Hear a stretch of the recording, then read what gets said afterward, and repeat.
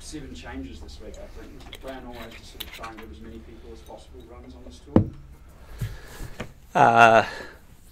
Not necessarily. That wasn't the number one goal. The goal was to prepare the squad the best we can for some big test matches. So we've looked at the threat that Scotland pose. We've looked at some of the growth in some of our players and just picked accordingly, really. Mark's been a player that's been around the squad this year as a training partner now officially. What have you seen from him that you believe he's ready for Test rugby? Trained well, prepared well, got good aerial skills, and I just think he's hungry for an opportunity. So he's sort of ticked all those boxes, and we're delighted to give him a first Test start. It's a big occasion for him, but like you said, he's been around the team a while, and I thought he was probably one of the form players form wings for most of the Super Rugby, and certainly in the NPC had a strong campaign, so he's coming in pretty confidence. Moving Bowden back to 10 this week and Geordie back to full back, was the plan always to give perhaps Bowden a shot at 10 on this tour? We've got a bit of an idea, but really we just wanted to unfold as the test went on. So, Bodie is, he's a very, very good 10, and we want to keep him. We want to, keep him in form in that position as well as 15. Is that the same for Geordie? He's obviously played a couple of times at 12 recently, but you still see him primarily as a fullback, or is he both now in your eyes? We'll just wait and see. Playing pretty well in both. Some of the plan, we've had to adjust our plan in terms of our back three midfield, with Will Jordan not coming on this tour, and that's forced us to change a few things.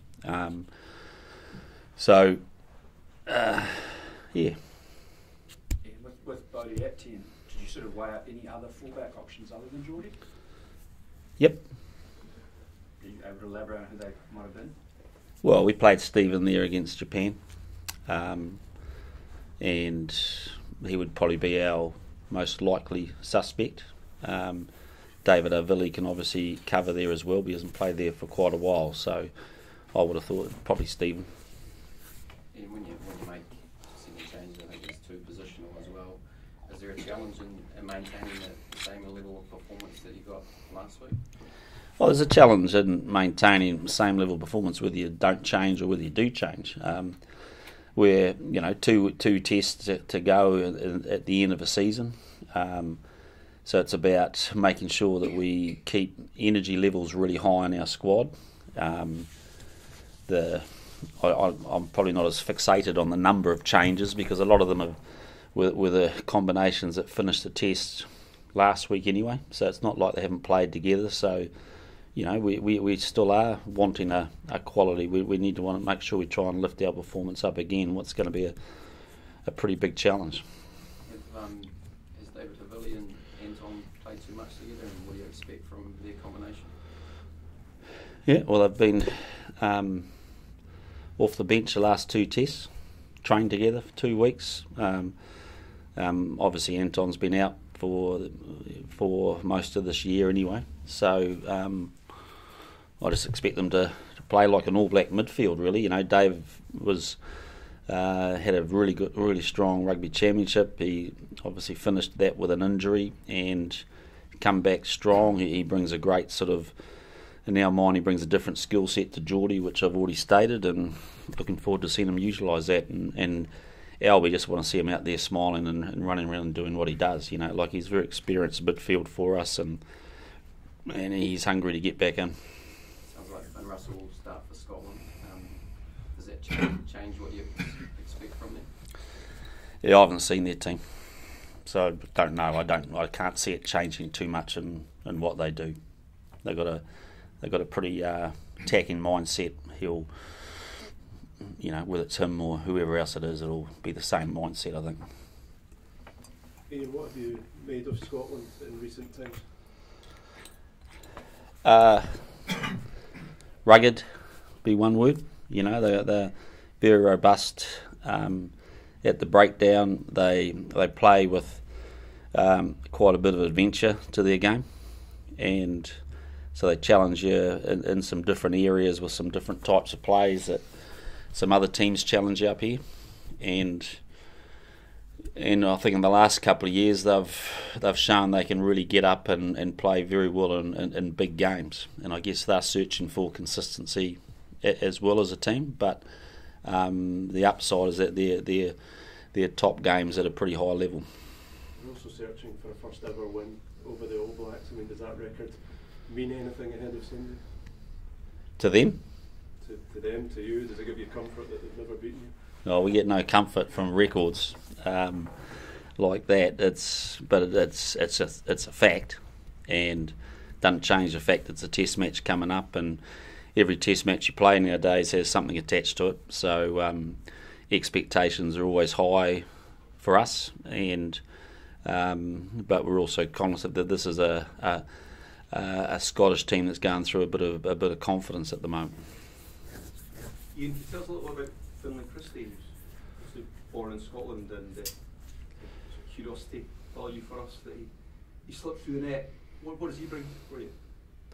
Well, we got one, and you guys got about 50. But we quite like our one, so appreciate the donation. He's a quality man, you know. He's proud of his background up here, but he's also really proud to, you know, he's made the move as a family, and but look, he's a quality person. He's you know, played his way into the squad through some really good form, and you know, the fact that we're naming him in a starting position is a sign of our confidence in him. Caleb mentioned the other day that you briefly touched on the 2017 game. How much have you used it as a touchstone this week, and given it's been 5 years between games, is it important to go back to that, given you haven't got a lot to draw on, I suppose, against it? Yeah, look, we haven't spent a lot of time on that, to be honest. I think Stormy, as a defence coach, picked up a couple of things that he wanted to freak us out with, so that was good. But what it did reflect is that it's been a long time between drinks playing Scotland, and when you haven't played an opponent for a long period, you got to make sure you do your work and getting to know who you're playing against. So it's been more a matter of just making sure we're clear about the threats that they have. Cool, done. Thanks, Steve. Sorry, just one more. Go for it. We've got a World Cup final coming up tomorrow morning our time. Will you be watching, and how do you think the Black Ferns will go? Oh, I don't predict anything for a final. You know, there's two quality teams. It's been fantastic, a fantastic tournament to date. Particularly the two semi-finals were fantastic, weren't they? And great advertisements for the women's game. So go the Black Ferns. That's all I can say. You know, and we just right behind them. They've done a great job, and it'd be awesome to see them get up. And away we go. Execution to perfection. The All Blacks lay down the challenge. Desperation dive. Oh, Artie Savia!